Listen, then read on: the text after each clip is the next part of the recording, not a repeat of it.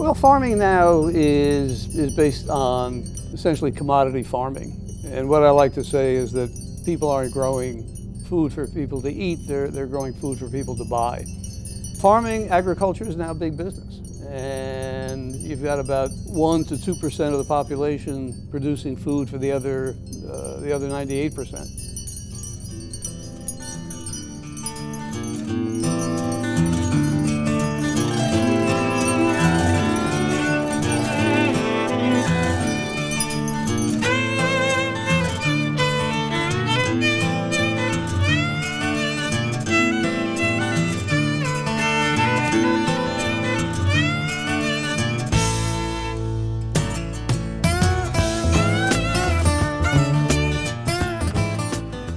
Again, very few people know how your food is produced, let alone how it's shipped and manipulated to get you to buy more. And a visit to the local farm, knowledge of the local farmer, can show you some of that as a consumer. Organic produce is more expensive in the short run. It's more expensive largely because it's more labor intensive. Industrial farms are basically completely mechanized. Again, one person can farm thousands of acres with no problem. Organic food is different. It creates a lot of labor, for example, to weed crops.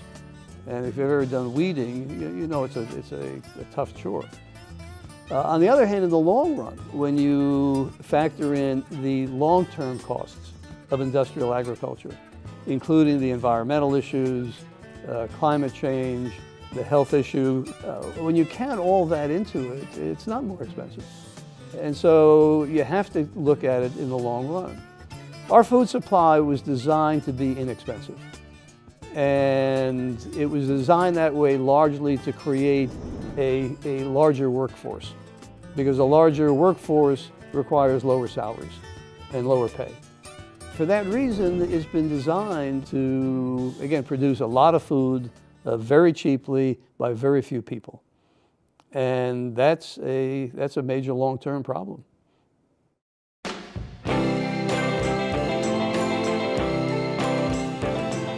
When you're farming organically, you're using soils that are rich in micronutrients. Industrial farming, or as it used to be called, chemical farming, largely is produced in a neutral, almost sterile medium. And so the micronutrients that you get from the soil are absent in the food we eat. You know, not all broccoli is created equal. That is, broccoli grown in micronutrient soil, rich soil, is far better for you than broccoli grown in soil that has simply been chemically created. Health is, I think, one big factor in the benefits of organic food. Certainly you're not getting the harmful chemicals, insecticides, etc., that have to be used in industrial farming. The other thing you get is a greater sense of community. Having taught a course in the anthropology of food for a number of years, I'm surprised at the number of students who have never really been on a farm and don't know where their food is coming from. Once you learn about that, once you speak to a local farmer and find out that they're producing food and they're producing it for you, rather than being concerned primarily with profit, you're building community in ways that you don't get just shopping at the supermarket.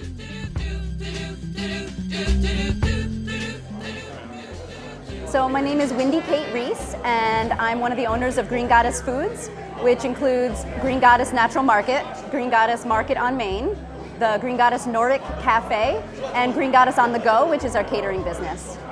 So we have four businesses here in Lake Placid, all farm-to-table food. And we got involved in this industry about 15 years ago when my business partner, Tammy Lowy, and I were shopping at local farmers markets and talking to the local farmers, hearing their frustrations about certain products that they were growing that weren't selling. People didn't know what to do with them. And so we helped start the Lake Placid Farmers Market, and we set up a 10x10 booth there where we would gather ingredients from the local farmers at the beginning of the market, prepare it and turn it into food that people could eat right away, so prepared food. And we saw as a result that people started buying some of these things like kale and bok choy and garlic scapes that just weren't selling at all for the farmers before. I think there's a trend with people wanting to know where their food comes from and how it was grown or how it was made. By choosing organic, choosing local, knowing the producers and where our food comes from, I think they feel a little bit safer and more comfortable and more confident in what they're putting in their bodies.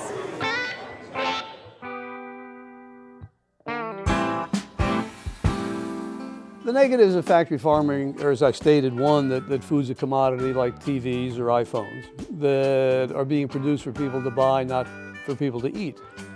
And one of the consequences is what's being produced is that which is most profitable. And the big problem is that the benefits generally of industrial agriculture are for producers. And consumers really gain very little by what producers have to do. The only major positive that's often spoken of is the fact that we've got to produce food globally for now 7.5 billion people. And the thought is that you can't do that unless you use modern industrial practices. But there's a lot of debate about that. And there are many who think that with small, local, even organic farms, we can easily produce enough for everyone.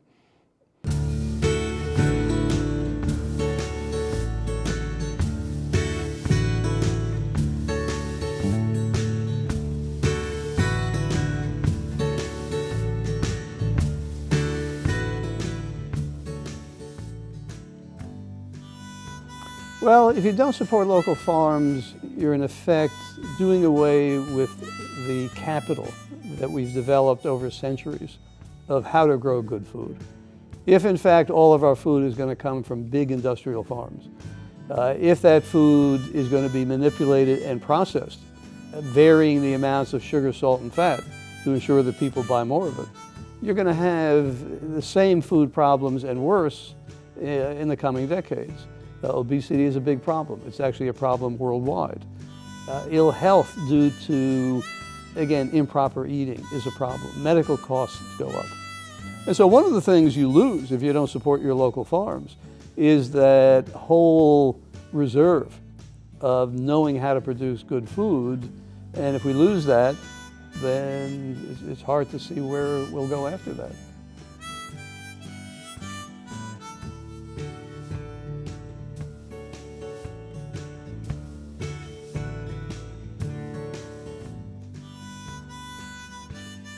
Where do I see farming in the next 10 years? It all depends.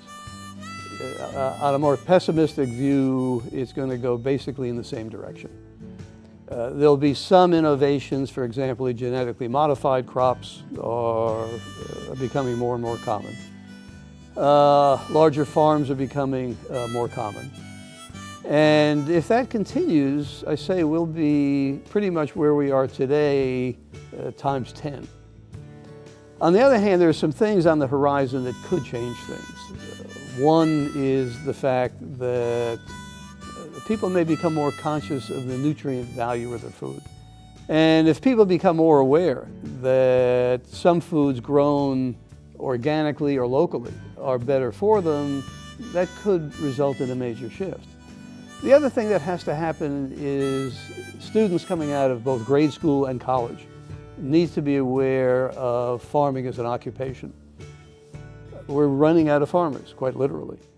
And unless more people become interested in it, then I say you're not really going to have the opportunity to develop other forms of agriculture.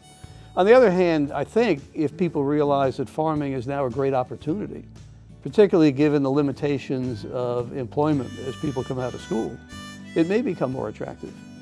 And if those things happen, what I think you'll have is a rapid growth, more rapid than today, in organic food, more awareness of food health, more awareness of how unhealthy most processed foods, soft drinks, etc., are for you.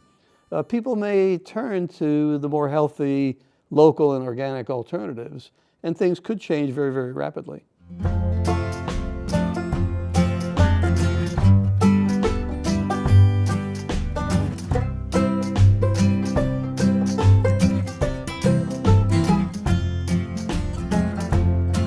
Papa's in the kitchen, Mama's in the field.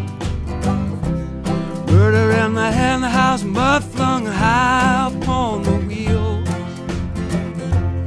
Rooster in the dooryard, just leaning on the horn.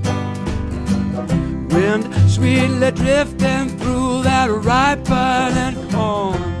Hey me, hey mama, where you been?